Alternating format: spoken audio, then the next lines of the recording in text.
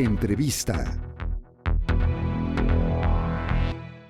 Hola, ¿qué tal? Muy buenos días, tardes o noches, depende de la hora que nos esté escuchando o viendo por su receptor televisivo o por la radio. Estamos con el maestro Alberto Vergara, una persona que ha escrito un libro denominado Repúblicas Defraudadas. Es un mapa conceptual acerca de cómo América Latina ha vivido, está viviendo y por qué no va a vivir a nivel político, desde temas de burocracia, temas de la izquierda, la derecha, cómo está un poco el panorama general de América Latina. ¿Cómo estás?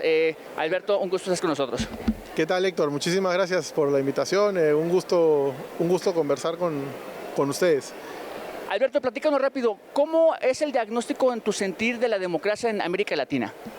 Mira, el punto de partida del libro era tratar de mostrar cómo efectivamente América Latina en este momento, si algo la define, es que está molesta.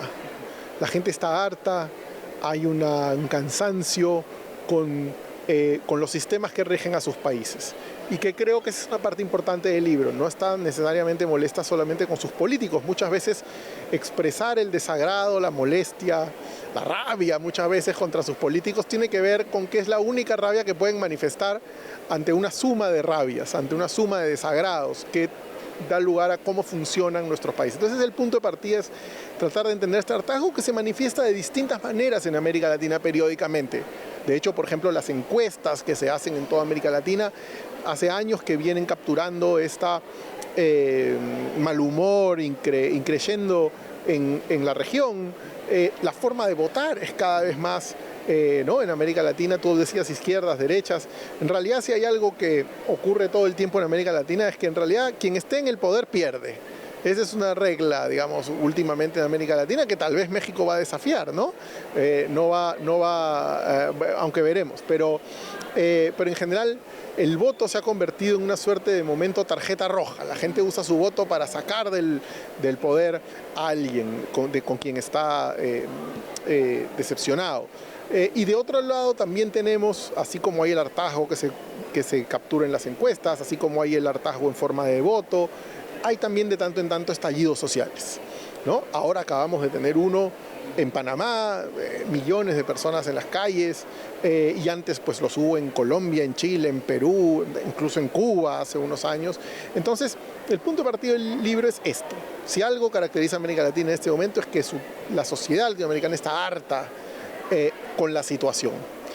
En ese sentido, en tu panorama, ¿cuál es tu sentir acerca de qué le ha hecho más daño al continente? ¿Las políticas de izquierda, las derechas? O como mencionabas, al final del día la postura termina siendo pues solamente una moción para llegar al poder y termina defraudando al pueblo en general.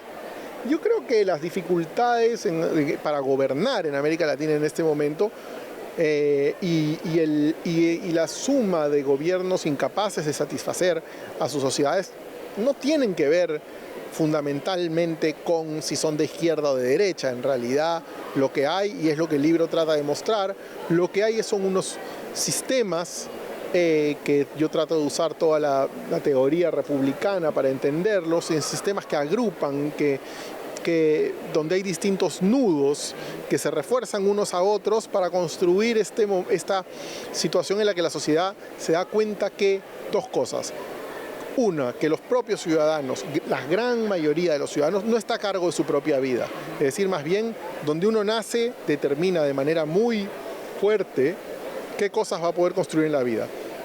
Y la ciudadanía, como agregación de individuos y como voluntad colectiva, también encuentra que no está a cargo de su propio destino, que son dos principios republicanos básicos, que son defraudados, como dice el título del libro. Y por lo tanto, tenemos estados, capitalismos, ciudades. El libro trata de encontrar esos distintos ámbitos en los cuales lo que se cercena es justamente la capacidad de elegir de los ciudadanos. Estados que no garantizan el interés general, sino que más bien funcionan con prácticas particularistas, clientelares, y entonces esa sumatoria de ámbitos en los cuales finalmente el interés general es defraudado, construyen este hartazgo latinoamericano, ¿no? Justo te escuché, te leí una frase que me hace mucho sentido porque cuando estuvo por acá el expresidente de Uruguay, Pepe Mujica, decía que América Latina era el continente que más riqueza tenía, pero que a la vez peor era distribuida esta riqueza. Esa postura manifiestas por ahí, te leí que decías que en América Latina es muy difícil dejar de ser rico y muy difícil dejar de ser pobre. En ese sentido, pues es un poco lo que manifiestas, ¿no? Que la condición que te es dada es muy difícil salir de ese sistema. Exactamente. ¿Y cuál es el problema? Que la mayoría sabe que es así. En esta idea que dices, yo uso esta idea de los techos y pisos pegajosos, ¿no? Que es algo que traigo de un informe de una entidad. Pero ¿qué es lo que quiere decir eso? Que, como dices, el nacimiento condiciona demasiado lo que podrás o no podrás hacer en tu vida. Y eso construye, en última instancia, ¿qué es lo que cuenta este libro? Este libro cuenta lo que es una crisis de legitimidad. Es decir, los relatos fundacionales y con los que funcionamos en nuestros países, la creencia de que el esfuerzo se va a convertir en lo que consigues en la vida, que el mérito, que la educación te va a servir a la movilidad social, que hay espacio para luchar, para competir en igualdad de condiciones en el mercado de trabajo. La gran mayoría de la gente sabe que eso no es verdad, que los dados están cargados. Y entonces eso construye una crisis de legitimidad que inevitablemente poco a poco genera el hartazgo, el mal humor, la frustración, pero en muchos sentidos también comienza a construir en América Latina la opción de, bueno, entonces ya no juego por las reglas, ¿no? Si yo no tengo ninguna opción de salir a la pobreza por la vía de la educación, el esfuerzo y el mercado de trabajo, pues optaré por alguna economía criminal. O por alguna forma de desertar finalmente de nuestro pacto social formal. Es decir, yo diría que comienza la gente a defeccionar, a desertar de ese pacto social formal latinoamericano, ¿no? Y es eso lo que el libro trata de explicar, qué es lo que se nos ha, digamos, atascado, ¿no?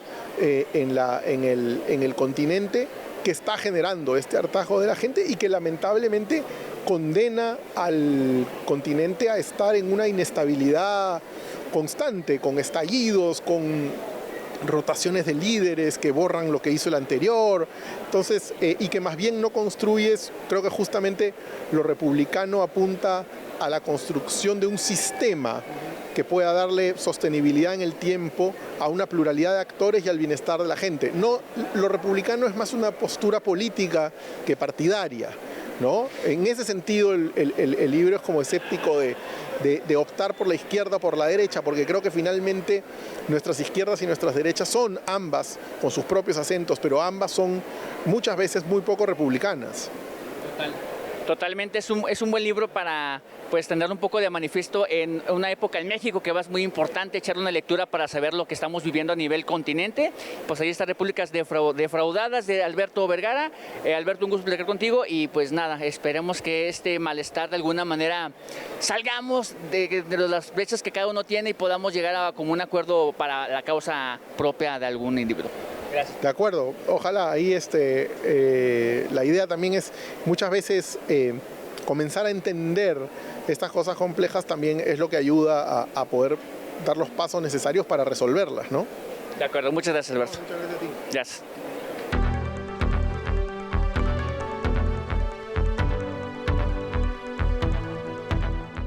Entrevista.